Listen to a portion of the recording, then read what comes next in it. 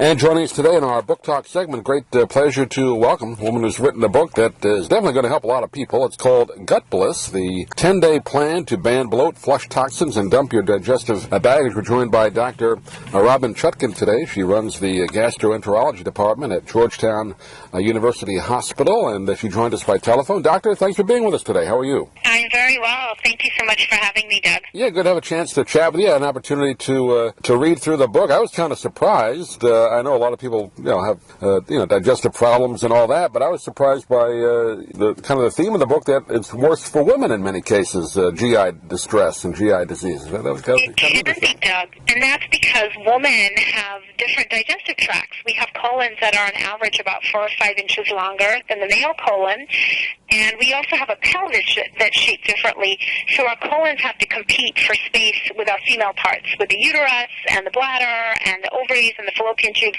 So there's a lot less room in the female pelvis, and that leads to a lot more twists and turns of the colon, a lot more places for food and gas to get stuck and for us to bloat. Yeah, you kind of always think that men, we eat worse and don't take care of ourselves as well, and it just kind of surprised me. But the way you describe it, you would kind of think the woman's body has less room in there, so that would cause some problems, wouldn't it? Although, Doug, when it comes to the food, bloating is an equal opportunity employer, so a lot of the things that bloat women bloat men too, things like dairy and gluten and a really sugary, starchy diet. So women are at a disadvantage in terms of our anatomy, but when it comes to the food, it's an equal race. Is it becoming more of an issue now, Doctor? It seems that way. You see all these commercials on TV with, all the things you can take to relieve it, but it is worse, right? I think it is, and I think a large part of that is that we're really not paying attention to what we're eating. It's all about convenience, and when it comes to nutrition, what you put into it is really reflected in what you get out. If you take something out of a freezer and pop it in a microwave for 30 seconds, it's really not the same thing as, going to the farmer's market, get something that's healthy, preparing it yourself. And we're all about this quick nutrition these days, and I think that's a huge part of why we're seeing so many problems in the GI tract. Yeah, you go back to, I look at my parents, even my grandparents, they had always eaten, healthy food, vegetables at every meal and all that kind of thing. And I don't remember ever hearing about them having, and even my relatives, not having problems like that. That generation, I guess, probably had less of that because they ate better. That's right. And also the food was different, too. So most of the animal protein people were eating was produced locally in our grandparents' generation. It was a cow, and somebody knew the cow's name. And now, there's a startling statistic. 80% of all antibiotics sold in the U.S. are sold for animal consumption in the sort of industrial production of animal protein, of meat. And so, the meat that we're getting is not the same meat that our grandparents ate. It can be full of hormones and antibiotics and different things. And I think in some circumstances it can be making us sick. You go in the food store now, or even, you see the advertisements for food now saying gluten-free or removed gluten from it, that it seems to be a buzzword now, and gluten, I guess, is a big cause of this type of problem, right? Gluten can be, and it's a real spectrum from something called celiac disease, which is an allergy to gluten intolerance or sensitivity, where there's not actual damage to the lining of the intestines, but people feel sick when they eat it. But it's important to point out that gluten-free doesn't necessarily mean healthy, and there's a lot of gluten-free junk on the shelves out there. So if you're gluten intolerant or you have celiac disease, you should absolutely avoid gluten, but you may be better off having fruit or vegetables or nuts or chicken or rice or potato rather than reaching for those gluten-free cookies or gluten-free pancakes or gluten-free cake, because there's still a lot of junk in there. Yeah, they replace it with something else. May not have gluten in it. Well, let's talk a little bit about it, and your book goes into the 10-day plan, but for people that are undergoing this type of GI stress or distress or disease, you talk about Crohn's disease and irritable bowel syndrome and all those. They're all kind of under one umbrella, I guess, but severity is the difference. What can people do?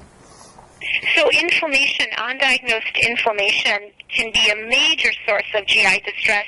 And, it's fascinating. Even when we look at heart disease, we think of heart disease, people having heart attacks because they basically have lard blocking their arteries. But now we're finding, even with the cardiologists, that undetected and undiagnosed inflammation in the body can cause hardening of the arteries, and it can cause just as much damage in the GI tract. And for some of these forms of inflammation, we think there has to be a connection between the food people are eating and the chemicals in the food and what we're seeing in the GI tract.